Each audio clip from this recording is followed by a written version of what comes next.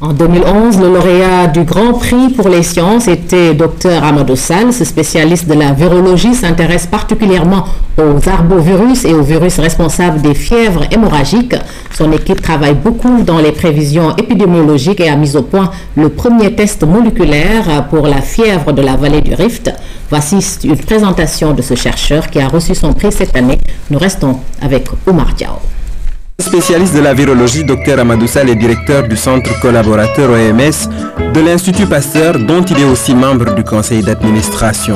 Autre casquette de ce chercheur, il est le patron de l'unité arbovirus et virus des fièvres hémorragiques. On a trois acteurs principaux, donc le microbe en question, qui est en l'occurrence un virus, on a le vecteur en question, qui est l'arthropode, et on a un autre vertébré qui peut être un animal ou un être humain. Rougeole, grippe, rhume, hépatite, varicelle, variole, sida, poliomyélite, rage, fièvre jaune sont quelques-unes des nombreuses maladies virales.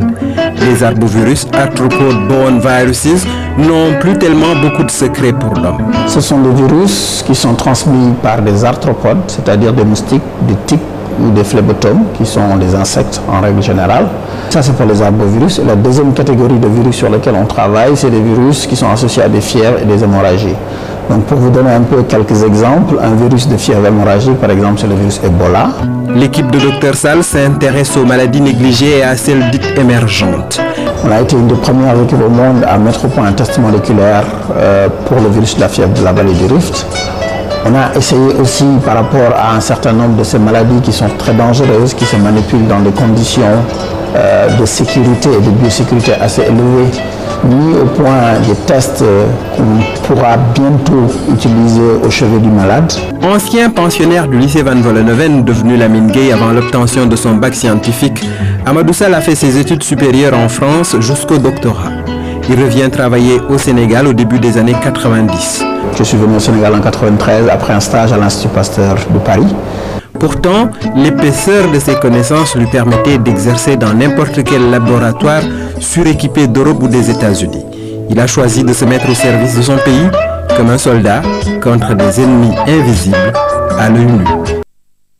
Voilà, le premier prix de l'année dernière a reçu cette année donc un prix d'encouragement. Retour.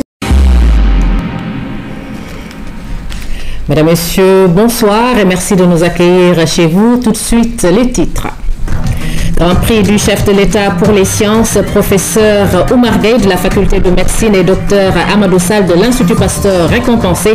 Cérémonie présidée ce matin au Grand Théâtre par le président de la République. Grand prix du chef de l'État pour les sciences, la cérémonie de couronnement des lauréats a eu lieu ce matin au Grand Théâtre. Elle a été présidée par le chef de l'État Macky Sall. Le Grand Prix du chef de l'État pour les sciences, initié depuis 1990, est un outil de valorisation de la recherche scientifique. Le président Macky Sall a annoncé la signature d'un décret pour asseoir les règles et définir le montant de l'enveloppe financière des lauréats. C'est un reportage signé Radican. Les lauréats du Grand Prix du chef de l'État pour les sciences éditions 2011 et 2012 sont désormais connus. Il s'agit du docteur Amadou Alpha Sall, son travail a porté sur les arboviroses et fièvres hémorragiques, et du professeur Oumar Gueye qui a eu le prix d'encouragement pour l'édition 2012. A signaler que parmi les 19 dossiers de candidature sélectionnés, aucun n'a été retenu pour le Grand Prix du chef de l'État pour les sciences édition 2012. Concernant l'édition 2012, au terme de l'évaluation des 19 dossiers présélectionnés, le jury estime qu'aucun de ces dossiers ne remplit les conditions d'éligibilité au Grand Prix du président de la République pour les sciences. Toutefois, le jury a particulièrement apprécié les travaux du professeur Oumar Gueye,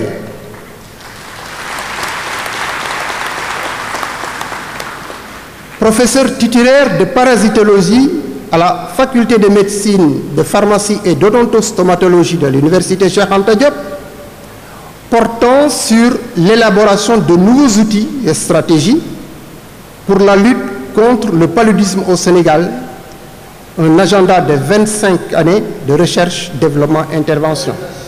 Les lauréats ont reçu leur récompense des mains du chef de l'État. Dr Amadou Alpha Sall, lauréat du Grand Prix du chef de l'État pour les sciences édition 2011, a reçu un trophée en or massif et une enveloppe de 50 millions de francs CFA. Alors que le professeur Oumar Gueye a reçu le prix d'encouragement, un trophée en argent massif et une enveloppe de 25 millions de francs. Le prix récompense les lauréats d'une compétition dont l'objectif fondamental consiste à valoriser la recherche scientifique. Cette orientation que nous nous sommes fixés, je pense que c'est un peu cela aussi qui nous a permis d'être sélectionnés, montrer que le travail que nous faisons n'est pas un travail abstrait, mais c'est un travail que nous menons de manière étroite avec le système de santé, le ministère, mais également en étroite collaboration avec les communautés. L'ensemble de ces recherches qu'on fait, on le fait dans une optique qui soit utile, dans le sens où on essaye de voir dans quelle mesure il peut rendre service tout de suite en matière de développement, en matière de vie sauvée ou sur le plan économique, et aussi en termes d'investissement sur le futur pour un peu former les agents de santé et rendre service à la population. L'objectif visé par le Grand Prix du chef de l'État pour les sciences est de relever et sauvegarder l'excellence scientifique. La recherche a un coût, et un coût souvent élevé, alors même qu'elle est par essence spéculative.